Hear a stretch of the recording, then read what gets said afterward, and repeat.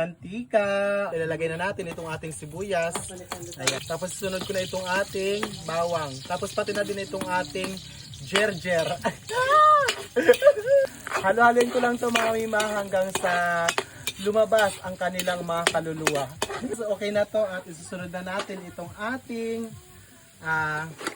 tahong mga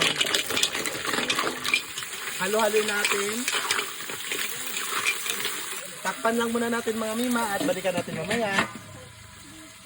So ayan mga mima, balikan na natin itong ating niluluto. At ayan, kulong-kulo na. At syempre mga mima, ilalagay na natin dyan itong ating kalabasa. Ilapit mo dyan. Ilapit mo dyan. Ayan. Itong ating talong. Itong ating upo. Simutin ko lang muna. At isusunod natin ito mamaya itong ating pichay mga mima. Dyan na lang muna yan. Halo-haluin ko lang. Oh. Magdagdag lang tayo mga mima ng tubig. Tapos lagyan na natin ng asin. Tapos lagyan natin ng biskin. Ayan. Takpan lang natin ulit mga mima at balikan natin ito mamaya.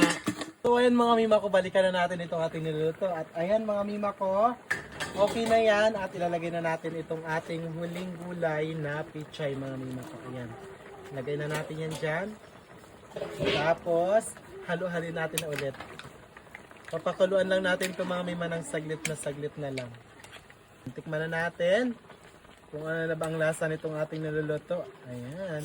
Ilagay ko lang dito sa sandok at ihipa natin. Ay, talagang napakasarap mga mima. Kulang pa isa pa. Sarap mga mima. So ayan mga mima ko, hanggang dito na lang po yung video ko na ito. Maraming salamat po sa inyong lahat. Ingat-ingat po tayo palagi.